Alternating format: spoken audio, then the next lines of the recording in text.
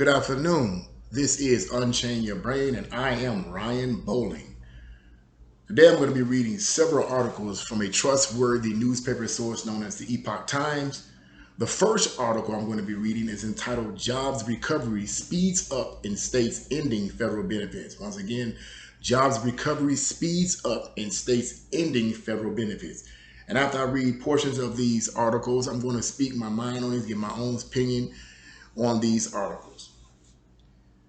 And the first one starts off, many economists are scrambling to weigh whether the federal pandemic unemployment benefits have really discouraged workers from returning to work, really.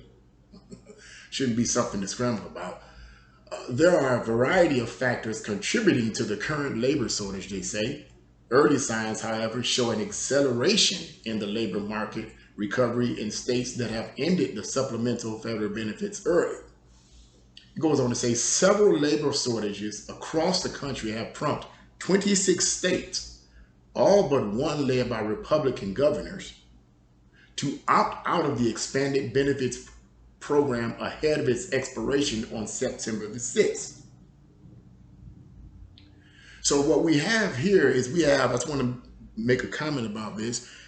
This is encouraging for those of us that are conservatives, for those of us that are for capitalism and support capitalism. This is very encouraging because what it is showing is that a lot of these states that are run by conservative or Republican governors understand the need to get people back to work. It's more than just a political thing. We need to get people back to work simply because if people are not working, they can't pay taxes. And if they can't pay taxes, if they can't pay income taxes, then the money that the federal government is giving to all of these millions of people who are dependent on these unemployment benefits, eventually, guess what's going to happen? Eventually, that money is going to run out. Or what the federal government is going to start doing, which they're already doing, is raising the taxes on everyone's income, which they're already doing in many states. So we don't need that. We don't need that. So what these governors are trying to do is get people back to work. That is an American ideology. That is an American value. Working hard and putting yourself to the grind and making things happen. That is an American value. So so this is very encouraging to hear this. Now it goes on to say expiration of unemployment insurance benefits will likely provide a tailwind to hiring in the coming months, according to John Hatzius, a chief economist at Goldman Sachs. He says, our baseline assumption is that expiring benefits will boost job growth by over 150,000 in July and over 400,000 in September. Now, Hatzius wrote in a report dated June 11th, noting, however, that there is high uncertainty around these estimates. So basically, he wrote this theory some time ago, back in June. That he did this back in June. So therefore, the whole idea of this. One second here. My apologies. Let's continue this. So he wrote this back in June. And so his projections are not overly confident. He's not perfectly sure whether or not it's going to end up the way he theorizes it will, but there is good news. According to, read some more of this article, according to Zip Recruiter's job search data, the number of applications submitted from the week ending June 12th to the week ending June 19th jumped, listen to this, 7.6% for states Alaska, Iowa, Mississippi, and Missouri that has ended the enhanced benefits on June 12th. This is compared to 1.3% in states that will maintain benefits until Labor Day, which is dated, of course, we know September the 6th. So this is showing improvement here that it jumped, 7.6% for these states that are willing to get rid of these benefits and so forth, to push people to get out and to go to work, where the states that want to continue these benefits, they only have a 1.3% Well, it shows, or at least suggests, that there are a lot of people that do want to work. Now, here's something that's interesting. Says many business owners say they can't compete with the rich federal benefits, which incentivizes people to stay home instead of working. The U.S. Chamber of Commerce has called for all remaining states to end the 300 weekly unemployment supplement early to address the country's ever worsening workforce crisis. That's a quote. To address the country's ever worsening workforce crisis. But here's what's interesting about it. This is what the Democrats say. Many Democrats and economists, however, don't see enhanced employment benefits as a key bottleneck for labor supply. Let me read it again. Many Democrats and economists, however, don't see enhanced unemployment benefits as a key bottleneck for labor supply. Listen to what they believe here. They say factors including a lack of child care, ongoing health risks, skills mismatches, and jobless benefits are collectively holding back people from returning to work. Now, let me make a comment right there. Serious? Are you kidding me? So here's my question. Before they got started receiving these benefits, what were they doing? All these people that don't have the right kind of daycare providers, or they have skills mismatches, or all of these other factors that, ongoing health risk. Okay, what was they doing before they started getting these benefits? Before the pandemic, what was they doing? Let's assume they were working. So if you cut them off of these benefits, what do you think they're going to do? They're going to go back to work. This whole idea that factors including a lack of child care, ongoing health risk, skill mismatch, and jobless benefits are collectively holding people from returning to work. Oh, so the person is saying, I don't have any health care, so I'm not going to go. I don't have anyone to take care of my children, so I'm not going to go back to work. What was they doing before this happened? Come on, man. This is just another excuse for the progressive liberals to try to take control of these businesses. They want to bring in communism, which is another video that I may be mentioning in a future video. He goes on to say, this is an employee's bargaining. Now, this is what President Biden says. So used to Trump being in office, he should be. But this is what President Biden says. This is an employee's bargaining chip now, President Joe Biden told journalists on June 24th at the White House. He says the solution to attracting workers, according to Biden, is to, quote, pay them more.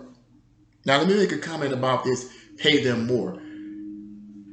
That's true to some extent, that you have all these businesses. And I was discussing this with a couple of co-workers where I work at right now, that this is pushing a lot of these businesses into they're back against the wall, basically, because what this is making them have to do is obviously raise the wages of their jobs, their positions. Raise the wages, give more benefits, give more income, give all of these different stipulations and incentives to try to get people to start coming back to work. The problem with that is that costs money. And there are a lot of businesses that cannot afford to raise the pay, add more benefits, add more of this, add more of that. All of that stuff costs money, and this is something that the far left and the radical liberals and the Democrats don't want to pay attention to. They don't seem to understand that all of this stuff costs money, because the very money that they give into these people, these benefits and this $1.4 trillion and all this type of stuff that they're giving, guess what?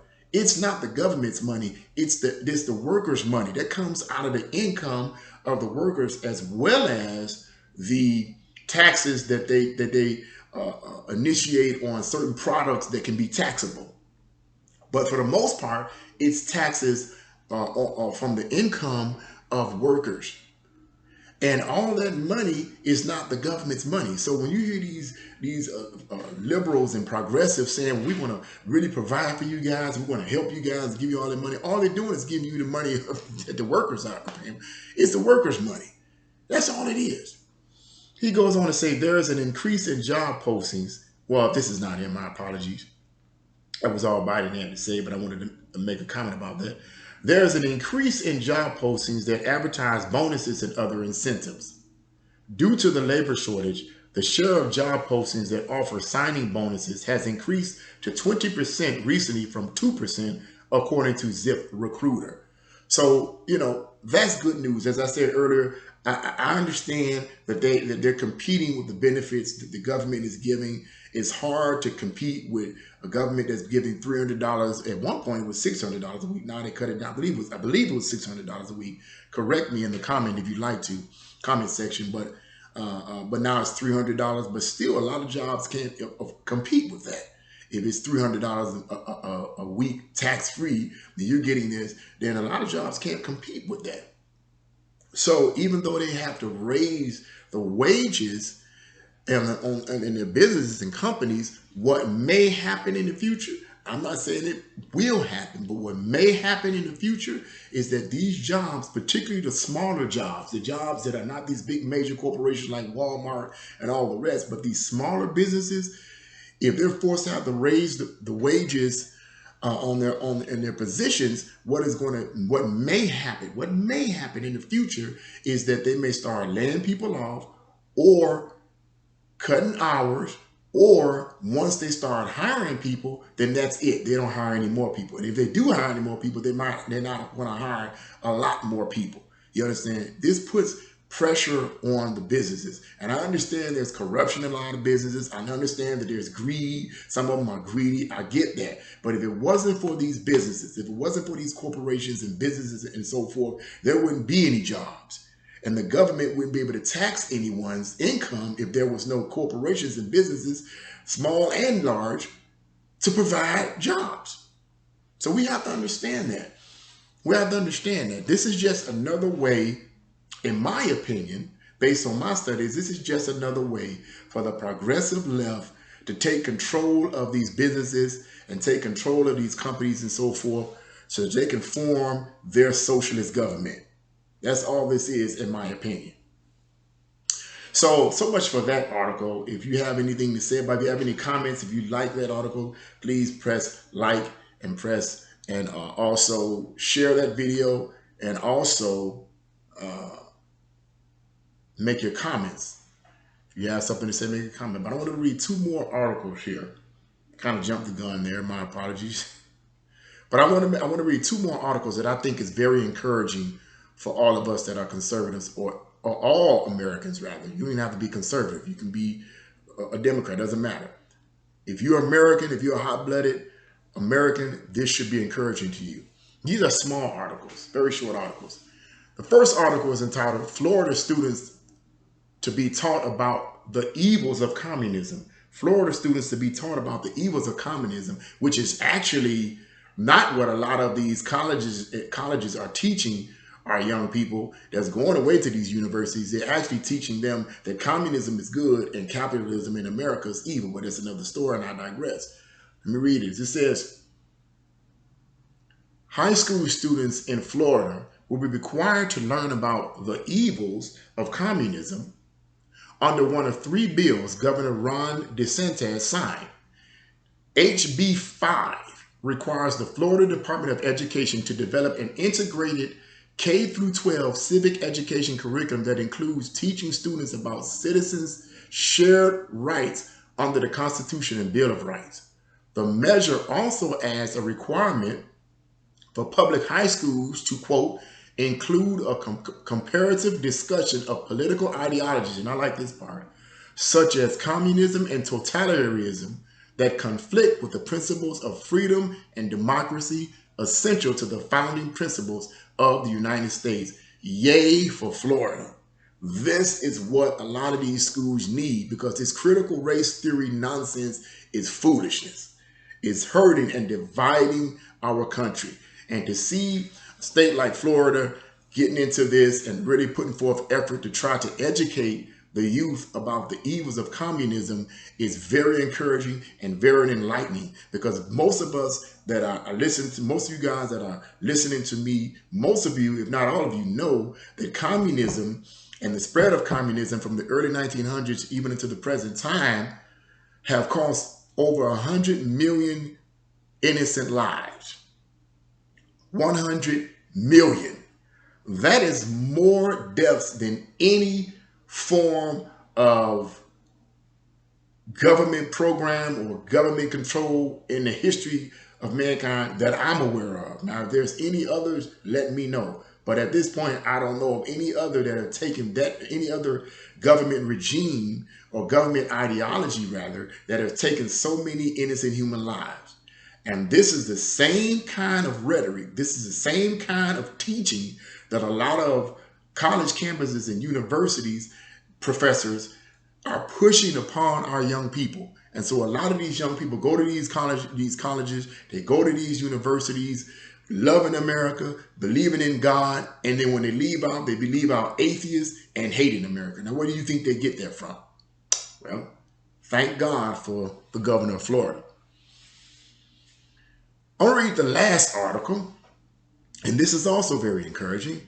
It is entitled, Majority Reject Teaching Children in the U.S. that the U.S. is structurally racist. Majority reject teaching children that the U.S. is structurally racist or systemic racism. You know, that's what that's all about. It goes on to say this. About 2/3 of America believe that children should not be taught in schools the claim that the United States is a structurally racist nation dominated by white supremacy, a Harvard poll revealed. Now, I'm no mathematician. I was never good at math. But I just Googled it. Okay, what's 2/3 of 360 million people? Or 360 million. Now, there may be 360 million, maybe 365 million people in America. Correct me if I'm wrong. Let me know in the comment section if there's more or less. But assuming it's 360 million, 2/3 of 360 million is 240 million people. That's a lot of people. So basically what it is saying is that 240 million people believe that children should not be taught in school the claim that the United States is, quote unquote, structurally racist, as a structurally racist nation dominated by white supremacy, according to a Harvard poll. So basically what this is saying is that everybody doesn't support that nonsense.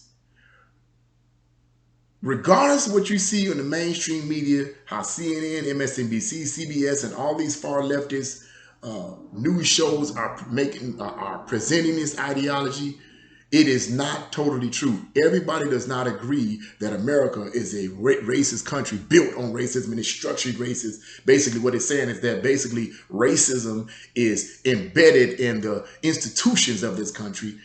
Most Americans do not agree with that. So don't let these people fool you. That's mind control.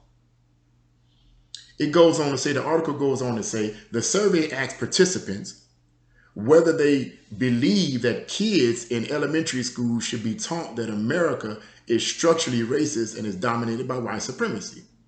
In response, 61% of participants answered that children, quote, should not be taught this, end quote, while the remaining 39% said children, quote, should be taught that America is structurally racist, end quote. So that 39% is a small amount. 61% is more than half of the American people. So more than half of the American people disagree that this type of ideology should be taught in the schools. And basically what this is probably alluding to, although I don't know why the Epoch Times didn't call it out for what it is, critical race theory. Many years ago it was called critical theory, which has been around for a long time, but now they've added race to it. It's critical race theory. That's basically what this is. And I've seen several videos where I've seen whites and blacks refuting critical race theory. And some of you may have already seen it. Everybody does not agree with that. This is just, in my opinion, but it's my opinion based on my studies. In my opinion, I believe that this is an attempt by communists and communist sympathizers in politics to divide the country, get everybody hating each other in order to create a Marxist revolution, and so that they could have a reason to bring in their socialist/communist government and merge it with the one world global government, which will coincide with the United Nations. That's what I believe all this is. It's a divide and conquer tactic, because they know that if people start uniting and coming together and seeing the stupid stuff that they're spitting at our children, that we'll be able to oust them out. We'll be able to oust them out. But I want to close on this. As a Christian, for those of you that are listening to this that may be Christians, we all know that we have to pray. We have to pray more than we ever prayed before. But we not only have to pray, we have to be people of action. We have to get out there and vote for politicians on a local level, state level, and federal level that represent the kingdom of God, that represent proper morals and values, that have a true love for America and a true love for the United States flag, and not these fake people. We as Christians, those of us that are Christians that may be watching this video, we have a responsibility too. We just can't sit back in our church bubble, acting like nothing's going on, and we praise the Lord and we shout and clap our hands and speak in tongues, whatever way we want to worship. And then when we leave out of that church building, we cool, we all right, we protected, we under the blood of Jesus, and we good. It's more than that. We have to pray, we have to fast, we have to live right, we have to live godly lives, we have to walk upright, but we also have to be involved in the voting process, because that's how it operates here in America. It operates through the vote. We have the power, Christian and non-Christian, we have the power through our votes and through knowledge and through studying to change things. It don't have to be this way. We don't have to succumb to communism. We don't have to succumb to socialism, which is just a softer form of communism. We don't have to succumb to any of this. We can defeat this. So I just want to end on that. God bless you all. If you like this video, press the like, the thumbs up, like button. If you have any comments, please share your comments in the comment section. Share this video. Be blessed. Have a great day.